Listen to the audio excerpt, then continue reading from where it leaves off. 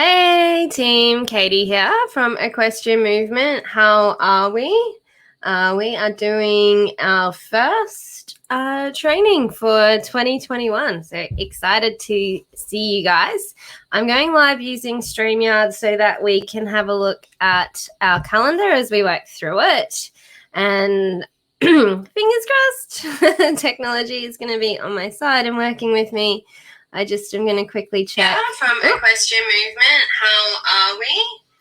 Just quickly checking that everything is working on the Facebook group, which it does seem to be. This computer does like to mute me sometimes when I use StreamYard, so hopefully we can get the whole way through without it getting muted. We've adjusted a few things, which is why I'm being a little bit clunky with actually using the technology. And I just read the auto captions, and because I have terrible slurry Aussie language, equestrian came up as question in auto captions. How are we? Has anybody done a plan for this before, for how to plan out your strategy for the year and what you want to do with your riding? We'd love to hear from you if you have. Have you already done it for the year? One of my students has already done hers. I was like, well done. I'm only just getting back into the swing of it. I have not planned my year out yet, which is why I'm probably still chasing my tail, trying to catch up with with all of my chores that I'm supposed to be doing. So you want to watch this video because I'm going to step through how to use the calendar, and you want to download your calendar so that you can plan it out for the year. So hopefully I can just move through the apps on the computer well without it being too clunky, but I'm still just getting used to this program that we've swapped to. Okay, so let's get started. So the purpose of setting out this annual plan is that so firstly you want to have something that you're aiming towards, because you want to think about what you're aiming towards as like a target, and you're shooting your arrow towards that target. If you've got no target, you've got nowhere to aim. And so having a goal, like laying out your goals and then planning them into your calendar, really, just gives you a little bit of structure and something that you're aiming for when you're doing your training sessions, and can give you just a little bit of purpose and help you identify where you may need extra support or where you may be doing really well.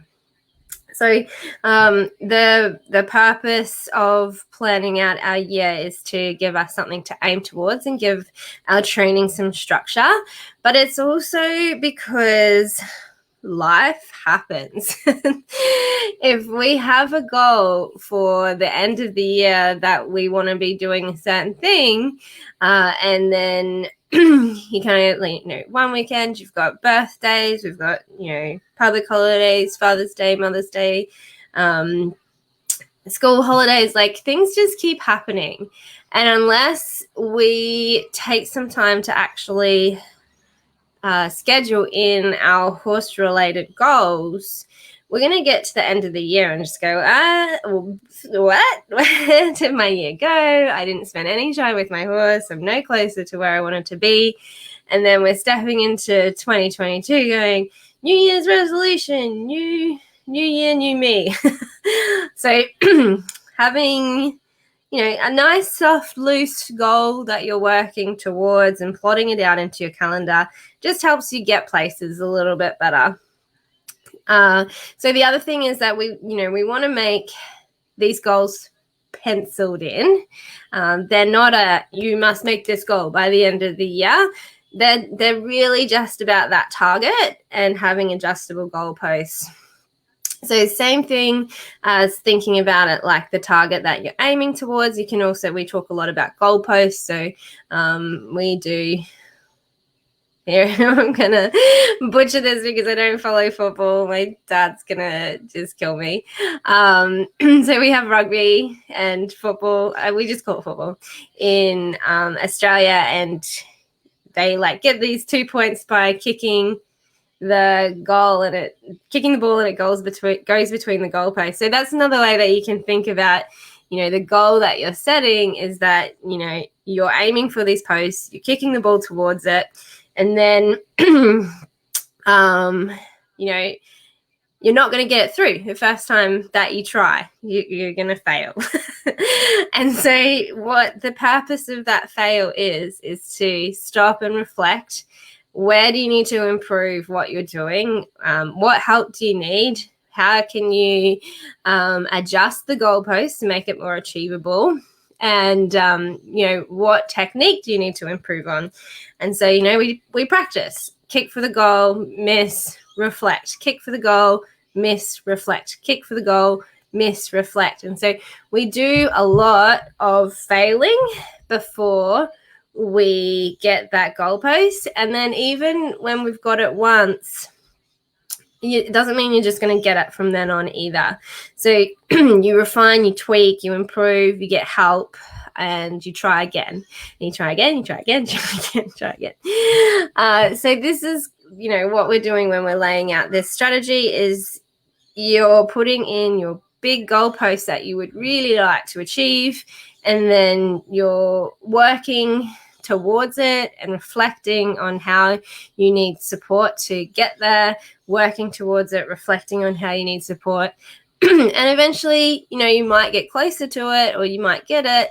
But the reason why it's penciled in is that you can change it when if you're working towards it and you're like, well, actually, I don't know why I chose this goal in the first place. It doesn't really align with what I want to do. I'm just going to change the goal to be more suitable to me and my horse. So the goals are changeable, but we want to set them so that we're working towards it, so that we know while we're working towards it, we can say, oh no, actually, I don't want to work towards this goal. This would be better. The more we can continue to work towards the same goal, so that means that you have to get really clear on what your goal is, and the more you work towards that same goal, the better you get at how you work towards that goal. So one of the things that I liked, one of the quotes that I like is, we overestimate what we can achieve in a year and we underestimate what we can achieve in 5 years. And this is what we're talking about when we have a goal, is we want to consistently have the same goal, because then we can work on it. If we don't have a goal, then we'll go, oh, I'm going to try this over here. Oh, I'm going to try this over here. Oh, bright, shiny object. Oh, bright, shiny object. And taking us off into those tangents, like the way I can sometimes take us off tangents in training, takes us away from our focus on that big goal. And so that is when we really struggle to achieve, is because we double over here and then we double over there and then we double over here and then we double over there, and we've not really created any structure. And so we've got little bits of experience in different things, but not actual progress towards that big thing that we want. So if you have a look at your calendar, see if this works. We've got how to use your calendar is laid out on page 2. And then we've got putting your goals in as page 3. And then you've got your month. And we got some pretty ponies to inspire your motivation to go play with your horses. Okay, so starting back up at our goals. So you can see here where we've broken down how to set our goals. So we want to start with our values. Now, the reason why we need to start with our values is that our values and our goals need to align. If our goals are working to the detriment of our values, then we won't want to keep doing them. So an example of this would be, I have a goal to ride fitty, but my values are to have a consenting, willing, and enthusiastic horse.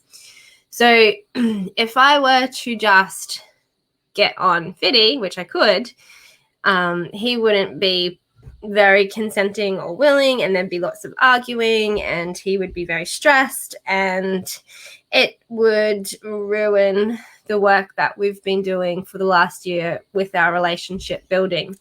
So if you say, for example, you have a goal to take your horse out on a trail ride, but your value is to have a calm, confident, relaxed horse that is curious and investigative of scary objects, then it means that you want to make your goals align with that, and make sure that part of your training is teaching your horse how to investigate scary objects with confidence.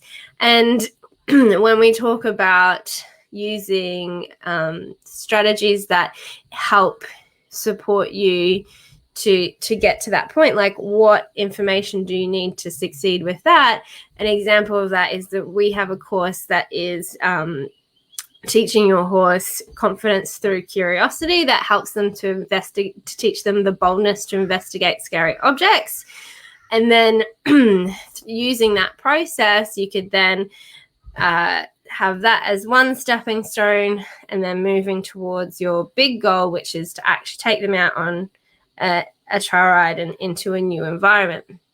So another goal might be to compete, and one of your values with your ridden is that you want your horse to, so that this is actually a goal for our team of schoolies for this year. We've got our show team of students, and so our goal with that show team is to get them out competing this year. So my values for my students is, I want it to be as stress-free as possible. So I want them to be really confident, and I want the horses to compete without the ridden work being of detriment to their physical development, soundness, and athleticism. So there's two values there already that I need to factor in when I'm setting these goals. So making my students feel calm and confident when they're out could be going out to a competition without the horses, so that they can see what it's like. It might be taking the horses out without competing, so they can see what the horses are like. And then with the horses, it will be, setting those expectations of where they're at in their musculoskeletal development, for if the level of competition that they're going to be riding at is going to push and stress them physically, or if they're ready for it. So we like to compete, we like to train a level higher than what we're competing. And so those girls are already at that point. So it's more about building up the girls' confidence, about taking their horse off the property and riding in the stressful environment of a competition. So you can see where having a clear idea of what your values are really important when it comes to structuring your goals. So that's why we start with values. So to help you figure out how you're going to use this, just pick your top 5 values. So if you're in our Stronger Bond community watching this, then obviously one of your values is to have a strong connection and relationship with your horse. So you want to be putting that in with your value. Now, it doesn't just have to be horse related. So another one for me would be family. So I need to make sure that I'm factoring time in with my family when I'm setting these goals. Otherwise, I will have a really grumpy partner and I will be an absent mother. So family is another value that we need to take, or some of us need to take into consideration when we're plotting out our goals. So what gets you excited to be with your horse? So what kind of things, if your goal is, say, to compete, but you don't get excited about going out to a competition, maybe that's not a very valuable goal for you. If you're getting excited about going out trail riding on the weekends with friends and spending time with friends, maybe you need to adjust your goals to align with that value. So you might then think, okay, adventure over discipline. One of your values is adventure. So you, to feel aligned with your goals, you need to schedule in, exciting places that you're going to take your horse out for a trail ride and that kind of thing. And then obviously, we can strip back from that. If we're going to be taking our horses out on exciting trail rides in exciting environments, then how calm, confident are they with investigating new environments? So just spend some time sitting with your values and pull out those 5 top values for you. Think about what gets you excited to spend time with your horse. Another one is, what information do you binge on? So obviously, if you're in our Stronger Bond community, then you're binging on how to build a stronger connection with your horse. So what other groups are you in on Facebook that will help you understand the kind of relationship and experience that you value with your horse? Whose email lists are you subscribed to? What books do you read about horses? So just, really dig into where you're already putting time, energy, and money into your development as a horse rider. And so that's our third question, is what do you spend time, energy, and money on? So obviously, if you have a horse, you're spending time, money, and energy on your horse. So that is where your passion lies. But within the work that you do with your horse, where are you spending, time, money, and energy with your horse? So if you're spending it on dressage lessons, then obviously competition might be a goal for you. If you're spending it on horsemanship, then maybe trail riding, or I can't think of what that other competition is off the top of my head, but there's other horsemanship style competitions that you can go into. So understanding where you're binging your information from, and where you're spending your time, energy, and money on with your development and your training as a horse rider will help you understand where your values are, and that will also help you plot out your goals. So just let me know if what you've got there. Come back to us and share in the group what your values are with your horse. We'd love to know. So you can see there from our goals, we've got 4 spots. So you really, for a year, you don't want more than 4 big goals, because when we look at our year as a whole, there is only so much room. So so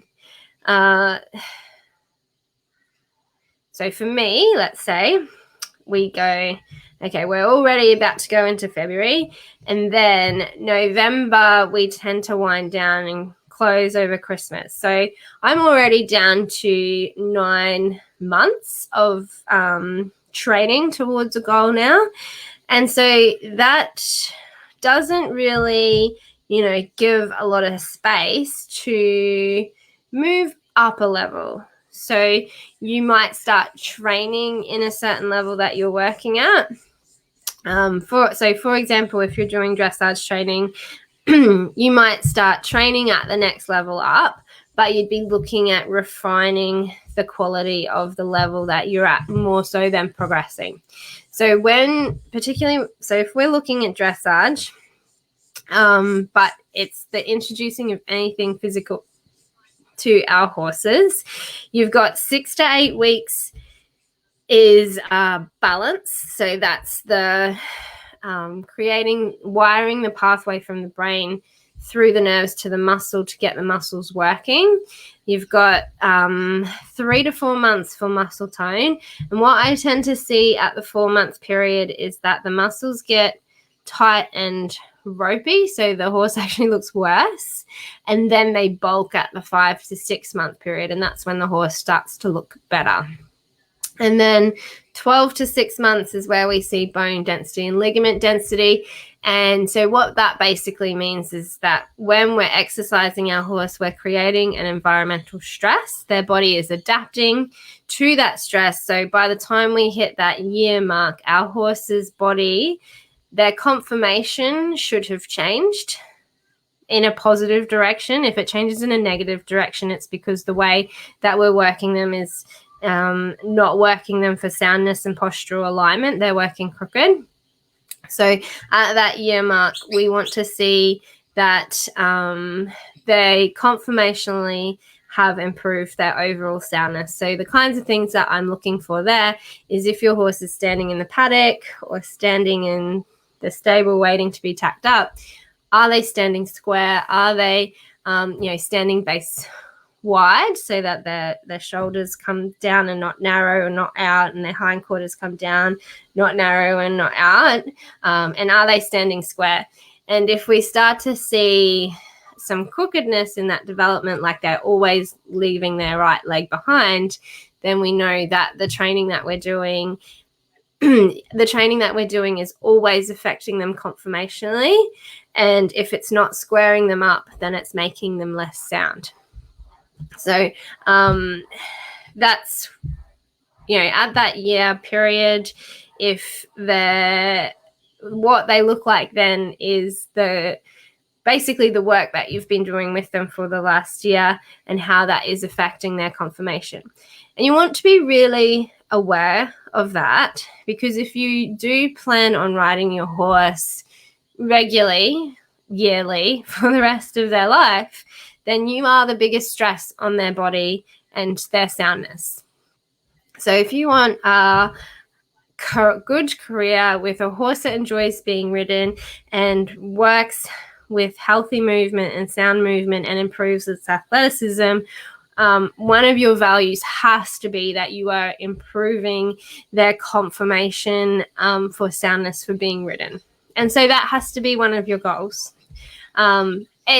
If you're just trail riding and you've got a hobby horse, I still feel like it's important for you to have some focus on that, because your horse has to carry you.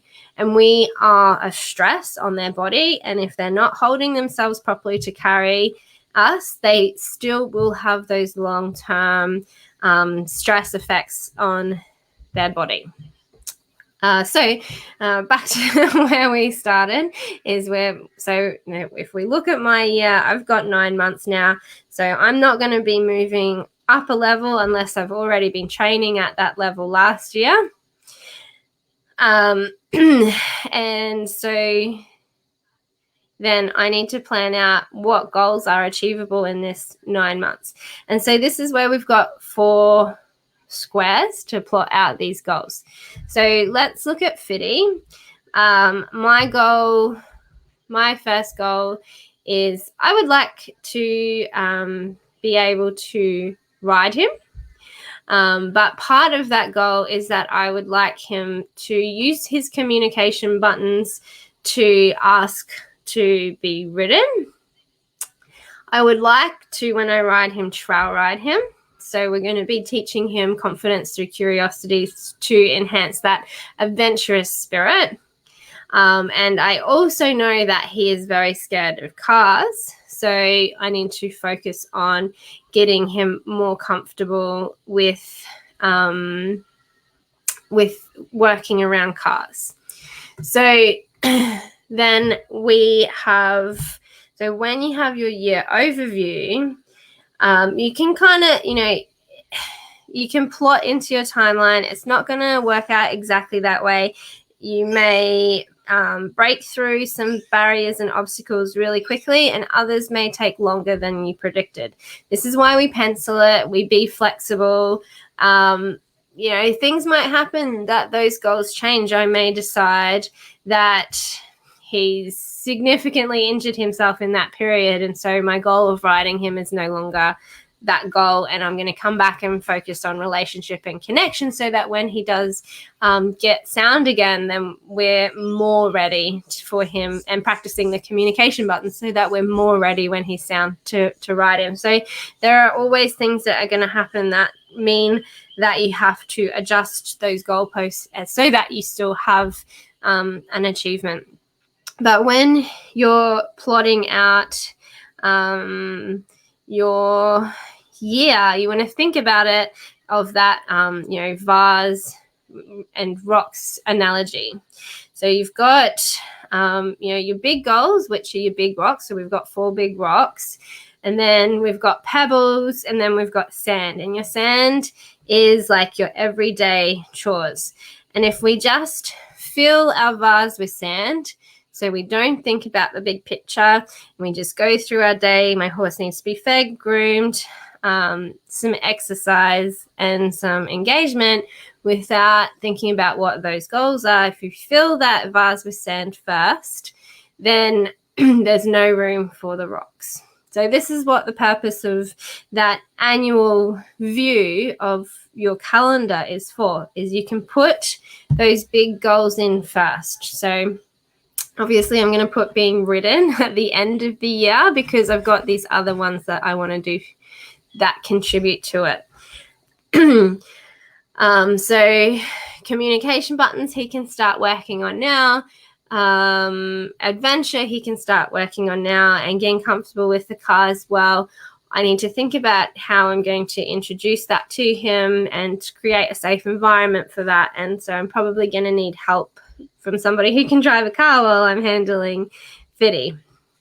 So then what you want to do is break that big goal down into what does it look like when you're on the right track to achieving that goal?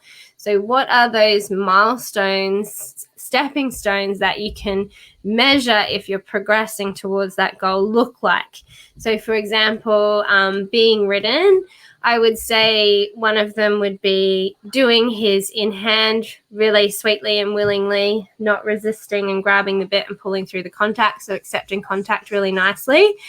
I would say engaging in his training, and because of the way that he hates being told what to do, I really want to see him accepting higher pressure aids, because being ridden is basically our highest pressure aid, because we really want them doing as they're told. Otherwise, they're going to do us a mischief. So I want him really softly following my higher pressure aids, and consenting tack. So there, once I've got those 3 things, I'm like, okay, if he's consenting tack, he's following bit pressure really sweetly, and he's dealing with me putting pressure on him without having a meltdown, that's looking pretty good for me to sit on his back. So if we talk about our communication buttons, stepping stones are that he knows how to target, that he knows what the words mean, so how I'm going to show him what those words mean. Actually, that's probably good enough. And then, putting them into action, that really is our big goal. But having him push it to make it use the word, that's those stepping stones working towards that big goal there. So you can see, like, once you have these big rocks in place and you know what those big goals are that you want to work towards, excuse me a moment.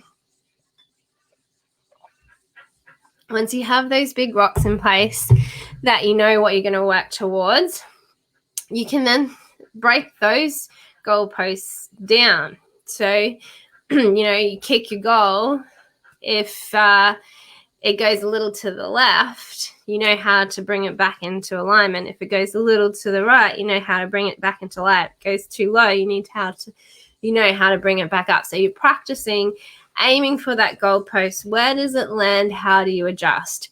And so then when you're getting closer to those goalposts is that you start getting these smaller milestones. And so these are your pebbles. So we've got our big rocks in place, and then we are going to fill in the rocks between the gaps with the pebbles. And then our horse's mental, emotional, and physical needs to achieve this goal. So we can make our horse do what we want. We just end up with horses that are shut down, not consenting, and are just tolerating what we're doing to them.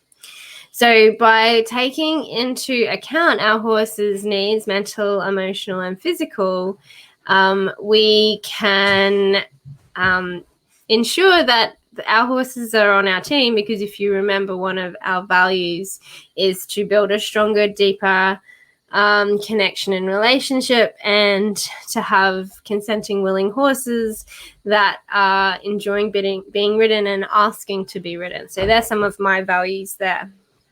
So that means that when we take into account what our horse needs, so our goals are basically what we want from our relationship with our horse. The stepping stones are, how we know if our horse is starting to give us what we want. But then factoring in our horse's needs ensures that what we want and what our horse wants can kind of come together somewhere in the middle. And so that might also be where you might be working towards a goal and realize, actually, this goal doesn't suit my horse. I need to change goals. An example of that is that, some horses just really love their job and they really hate other jobs. So if you have a horse that is like completely arena sour, you don't want to be drilling dressage with them. You might need to adjust your goals to incorporate more adventures. Some of our horses have more of that adventurous personality as well. If you've got a horse that doesn't jump easily, then you might need to think of a different career than show jumping. If you've got a horse that has a natural inclination to chase, maybe show jumping or drilling arena movements aren't the right direction for you to be taking your horse, and you need to be thinking about going out and cutting cows. So it's important that the job that you have chosen for your horse is a job that they actually want to do, because it 100% reflects in the effort that they put in. If you and your horse both enjoy the same activity, then that is basically 95% of the battle. And so it's really important to make sure that the goals that you've picked, we can always help our horses get more on board. So if you do want to do dressage, but your horse wants to chase cows, you can still do dressage, but it means that you need to, cross-train. You need to balance out your training session with some cow chasing. Maybe some weekends you go out and muster cows, and other weekends you go out and ride a dressage test. So making sure that our horses are getting what they want from being ridden as well. So other mental, emotional, and physical needs, obviously, like food and shelter, connection, relationship, social interactions. How are you going to build those into your goals? So for Fitty to be ridden, I need to work through a lot of mental resistance around being ridden and being pushed and work being hard. And so to get there, we've got one of our other courses that we use is getting your horse interested in working with you through games, like building a working relationship with them through games, and also getting your horse to love riding again. So those will help to get him mentally more on board with being asked to be ridden. So emotionally, he has a lot of resistance again to being told what to do, and he has a lot of frustration when he doesn't know the right answer, and he can get himself really stressed. So we've spent the last year really honing in on this emotional aspect of making sure that he can bring himself back down into a deeper state of relaxation and process his frustration without it escalating to aggression. And so, last year's goal was for me to ride him, but he had so much frustration towards being told what to do that would escalate to aggression. There was just no point in, actually sitting on his back, because it would not be helpful or beneficial to him, and it would not have been fun for me. So instead, I had to adjust the goalposts and focus on our relationship being more important than him being ridden. And so in the process of doing that, he has learnt how to reconnect with me when he gets that disconnect from stress. He knows how to self-regulate his emotions when he's getting frustrated because he can't figure out what the answer is, and he knows how to enjoy learning a little. Like, he's learning how to enjoy learning when he's like kind of getting it, and you can see it in him. He gets all excited and chuffed with himself. He gets a little, I figured it out, I did really well. And so we're building in those chemical releases for him to actually enjoy learning as well. And then with your physical is you want to make sure that you have your horse has the physical fitness and soundness to be doing the work that you're wanting to do with them. And so that was what we were talking about with our Green to Self Carriage membership, is making sure that, if you're wanting to do, say, like a prelim dressage test, you have established your quality medium working trot, working canter, so that the training that you're doing with your horse is not physically detrimental to them, and that overall, so the goal is not the competition and the ribbon. The goal is the physical fitness and soundness that your horse has first, and the way that you're working them is making them more square and improving their overall posture. And as a result of that, you can take your horse out to compete and work it through the dressage tests. So you want to make sure that as you look at your goal, you're breaking it down into those steps that makes it look like you're getting towards your goal. And then you need to take into consideration what are your horse's needs mentally, physically, and emotionally that are going to allow them to get to that goal. So this, it's going to take some time to just sit down, and you really want to think on this yourself. And next week we're doing part 2 of our planning, which is our goal setting and achieving, where we're just going to dig into this a little bit more and break it down into more of our 3-month plans. So this is a good time to just reflect, figure out where you're at with your horse, figure out where you want to get with your horse, and just start breaking that down so that next week you can come into our goal set and achieve plan and be like ready to kind of take some actionable steps towards what you're trying to achieve. So excuse me one sec. We'll just pop back up to how to use the calendar. So obviously you want to work through these trainings that we're doing, plot out your 3 to 4 big rocks for the year. And so then you're adding in other important dates that align with your value. So an example of this is if one of your values is family and you have kids, you may need to plot in school holidays. That may mean you have less time to spend with your horse. It may mean that your kids like horse riding and you have more time to spend with your horse. And you could, if one of your values is adventure and family, maybe you could plan a, overnight stay at a local trail riding place with your family and plan in like an actual full camping experience. You will probably need to put in Mother's Day, Father's Day, put in birthdays. So again, those may mean that you have less time to spend with your horse if your family isn't horsey. But if your family is horsey, it may mean that you can actually plan horse-related activities to do with your family for those important dates. And so then any other thing that is maybe going to affect how much or how little time you have to spend with your horse. Obviously, also planning in seasons. I know some of you for winter, you can't do any work at all. So it means that when you plan out your calendar, you need to look at that period of time. That's your training time for the year.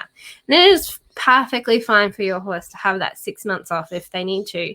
And you can just go out and hang out with them every now and then when the weather isn't too atrocious. Basically in Queensland here, our horses tend to get about 3 months off over Christmas because it's just too hot, and there's no point heat exhausting the horses and the riders trying to get our goals. So add in your spells. This is important in particular if you're competing or have a green horse. Your horse needs physical spells from work. Don't be afraid to give them 1 to 2 weeks off every couple of months, and mental spells. So if you've got to figure out what the seasons are doing, that might be where you're scheduling in a spell. If you've got a green horse, I like to not have a green horse in work for more than 6 weeks. So I like to have them 6 weeks on, 2 to 4 weeks off, and then 6 weeks back on again. I find that does prevent me from stressing their body too much. And then when we look at spelling our horses, they are fine for 2 weeks off. They start to lose condition by half every week after that. So if you're competing, you want to put your big rocks in. So maybe like your big rock might be states or nationals. And then so if it's nationals, then we have states, and then we've got our local events to qualify for states and nationals. So you want to plot those dates into your calendar so that you can then say, okay, after this competition, my horse is going to get a week off, and then we're prepping for that next competition, so that you're not going, what I used to do when I was a kid, like going out and competing every single weekend. And so my horse was, doing training 5 days a week and then competing Saturday, Sunday, never got a day off, and wondered why he was sour and always try and buck me off. You want to take into consideration that your horse both needs physical spells and mental spells so that their body has time to let down and reset. And I find that when we do our muscle conditioning work well, that they are actually better for having a spell, because when they're in work, their muscles get tight, and the tightness limits the quality and range of movement. No matter how well you're doing the conditioning, they are typically going to still get tight. And so I like to give them that 1 to 2 weeks off just to allow the muscles to let down so that we can exercise them back up again, and we can tend to get a little bit further. What you'll find is if the muscle development work that you're doing isn't helping your horse, when you spell them, you bring them back into work, they're worse, because the muscles that you've been using in work aren't contributing to their overall soundness. So when they spell, those muscles let down, and you have to force those muscles back into work. So we should, when we're working our horses, our work should be improving their core and their posture. And so when we spell them, those muscles are still engaged. Those the core and postural muscles are still engaged, and because they're using it in the paddock and it makes their body feel good. If we're working our horses just for our horses to hold a frame or whatnot, then we spell them, those frame muscles let down and their soundness muscles try to kick in. So their core and postural muscles try to kick in, and then we have to force those muscles back into work. So that's when we're not doing our training to help our horse, but to the detriment of our horse. So plot in your smaller milestones. This just gives you something to aim for. So let's say if we were to go, okay, by February, that only gives me a month. By the end of February, I want Fiddy confidently pushing the buttons so that they beep. Actually, let's make it an easy one. By the end of February, I want him targeting the buttons, which he's already doing. He's fairly consistently targeting the buttons. So that's one of our smaller steps. And then by the end of March, I want him choosing his different buttons for when he wants to break and when he's ready to progress with treat earning exercises. And so then for June, I may be ready to introduce the ride button. So we've got our June as introducing the buttons that says I'm ready to be ridden, and then we're plotting out where we want those little milestones to factor in. And it just, you don't have to stick to those dates, but it just helps you focus. So this is what I'm working on in February, is I want him targeting. So what exercises do I need to be? So we're not at this point of the explanation of the calendar yet, but you can see that each month has focus and notes. So my focus for February is targeting. And so then when I lay out my month and my weeks, the exercises I'm going to be doing are targeting exercises. And then at the end of the month, I can reflect, what is he doing and how well is he doing it? And what do I need to focus on so that I can move into March with my goal of him being able to ask for a break. So my 2 buttons that I'm starting with is ask for a break, ask for treat earning exercises. So by the end of March, if I want him to be able to differentiate those 2 buttons, I want to make sure that in my notes of February, those buttons are really solid. If his targeting isn't solid, then, I might need to move it to April. So that's why we're penciling it in, but it's just helping us stay focused on what we're trying to achieve, so that you're not going off on a tangent, because I've got 4 goals that I'm working to. If I'm like splattering them through unconsciously throughout the weeks and the months, then we may not see any progress because I'm not focusing my efforts on like one specific thing. So add in your smaller milestones that will help you to track your big goals. So these are just an estimate. Like, give yourself, okay, might take, like, how long does it take your horse to learn? But in the process of learning, remembering also that the learning of the cue is not the hard part. It's their emotional reaction to learning. So is your horse in that working brain where they enjoy work, and so cueing things in only takes a couple of training sessions? Then everything happens a lot quicker and you can plot your goals a lot closer together. But if you're still working on your horse through their emotional responses to the training that you're doing, then those spaces between those goals might need to be bigger. So for instance, your horse, like, let's say Fiddy wasn't getting frustrated by being told what to do, and so we were doing really well with that. We might get to that big goal. We might get through those milestones and get through that big goal really quickly. But let's say it really takes me a lot of work and a lot of handling to get him confident in being relaxed around cars. So I might need to keep pushing that goalpost out because we're just not meeting it, because his emotions, he hasn't started regulating his emotional control over that. So that is the biggest limiting factor for doing something new with your horse, is their emotional reaction to it, more so than the learning. So secondly to that is their physical conditioning.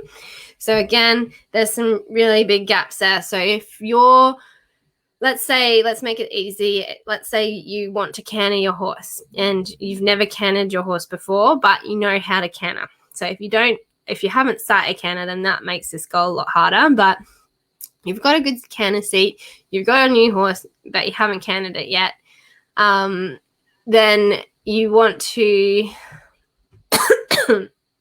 plot into your goal, what are your breakdown for your horse being able to canter. So maybe you want to make sure that they're cantering on the lunge first, make sure that they don't canter, they don't buck into canter. And what level of physical conditioning and soundness does your horse need to be able to canter?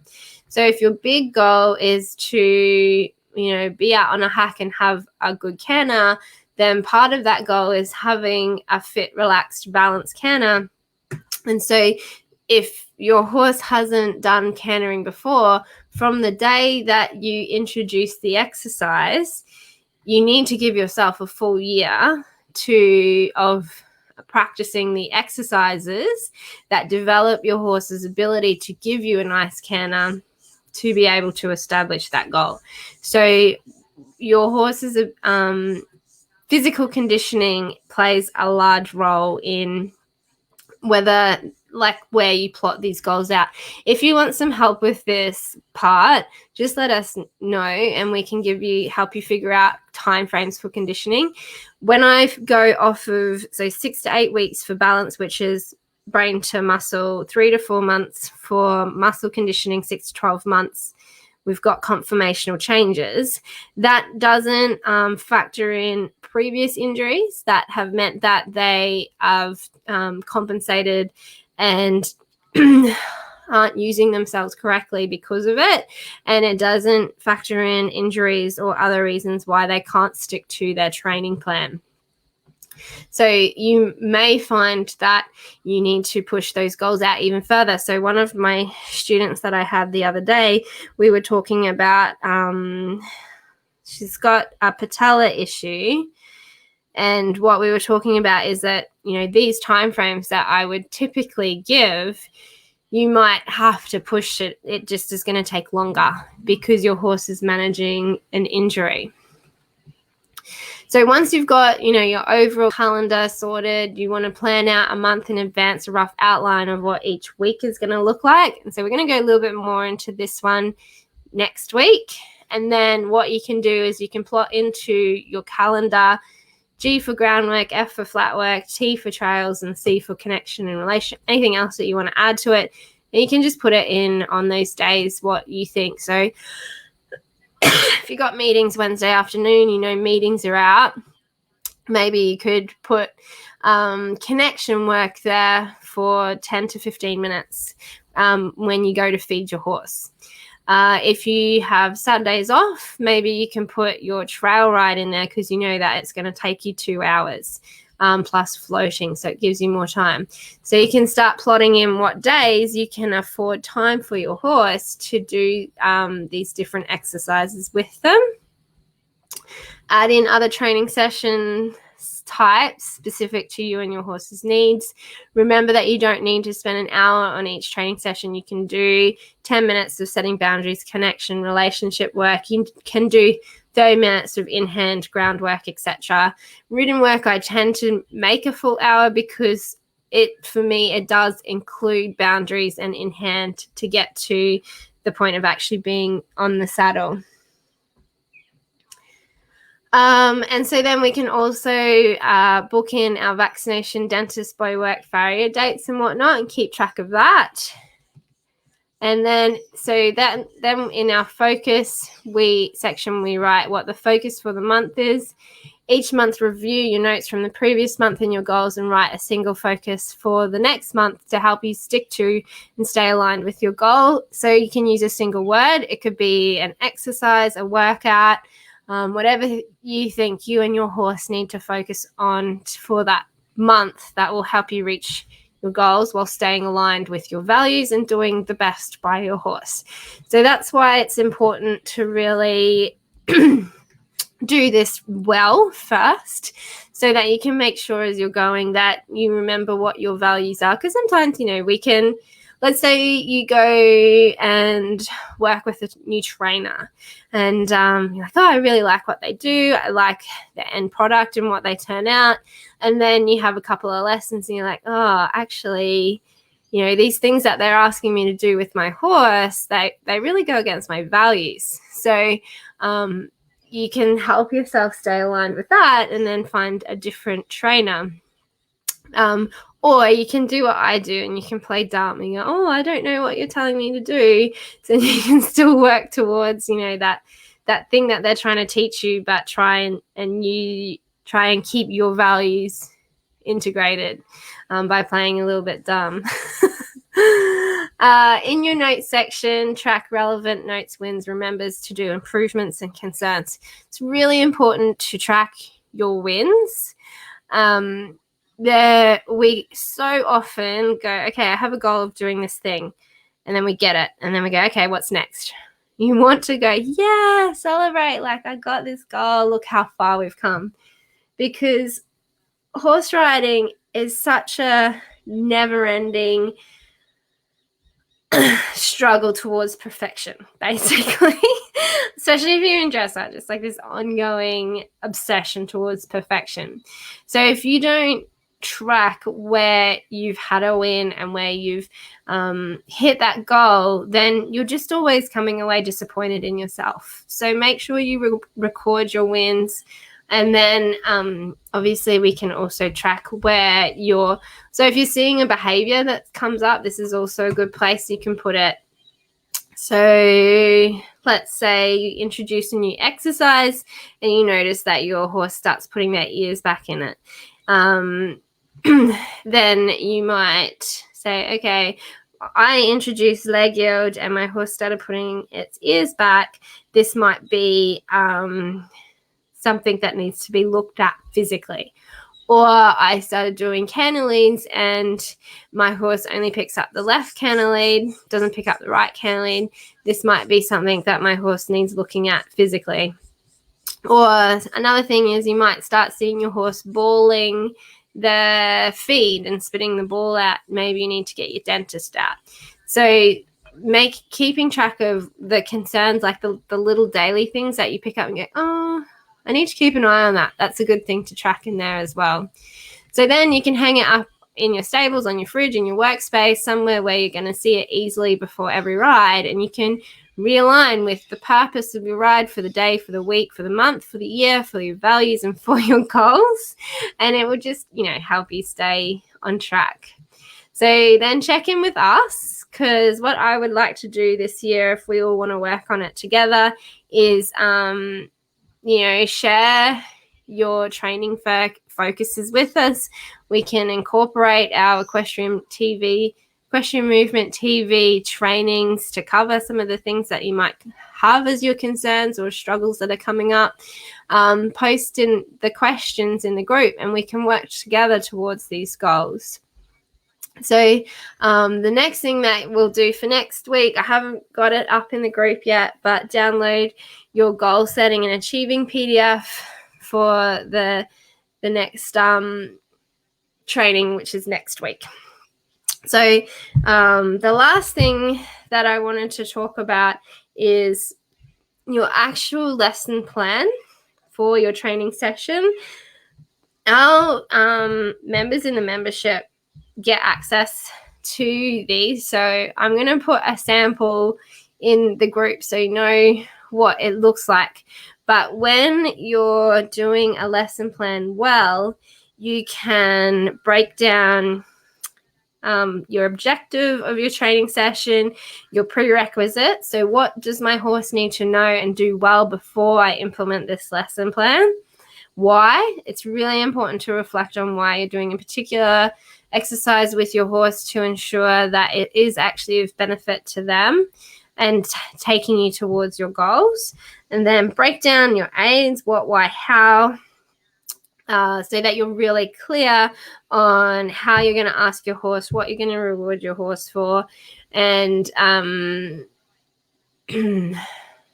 whether your horse is understanding, like how you expect them to respond to it. And then you can break down your actual training session into your warm-up and your learning.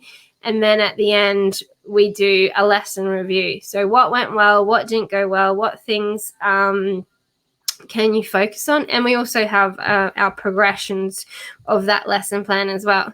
So I'll give you a sample of what our lesson plans look like so that you can break down your lesson plans for your training with your horse so that they are more effective when you go down to work with your horse.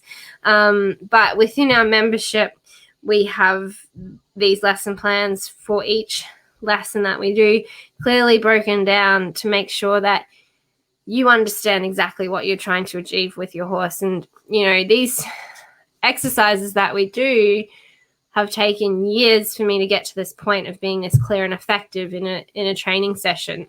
So it's not something that I would expect that you can go, okay, this is what I'm going to do today. This is how I'm going to do it. This is how I'm going to teach to my horse. This are the things that my horse needs to know before we do it.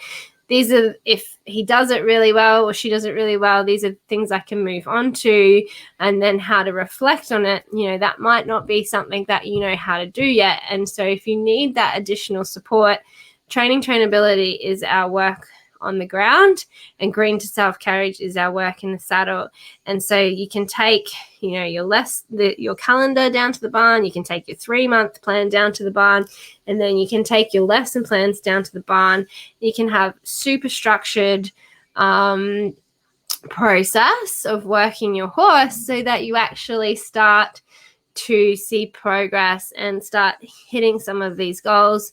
And if you're not, you can understand why, and it may mean that you need to adjust your goals, or it may mean that you need to push the goals back a little bit because there's these gaps in your horse's understanding or emotional regulation or physical development that mean these goals that you have in mind for your horse aren't necessarily achievable within the time frame that you've given them. So remembering what we think we can achieve in a year is often over. I'm starting to forget my words. We often think we can achieve more in a year than what we can, but we often think that we don't think about how much we can achieve in 5 years. So, having that future process means that you can keep adjusting goalposts to suit. So I know that was a big, long one. It'll be a good one for you to sit down and spend some time with. Give yourself I think this training has gone for about an hour or so. We're actually at the end of it. So if you're watching the replay while you're in the car or whatnot, you're like, yes, I need to download this and go through it. Give yourself a good hour to sit down and really work through these goals and your values, and give yourself some space to dream. Thanks for watching. I will see you next week.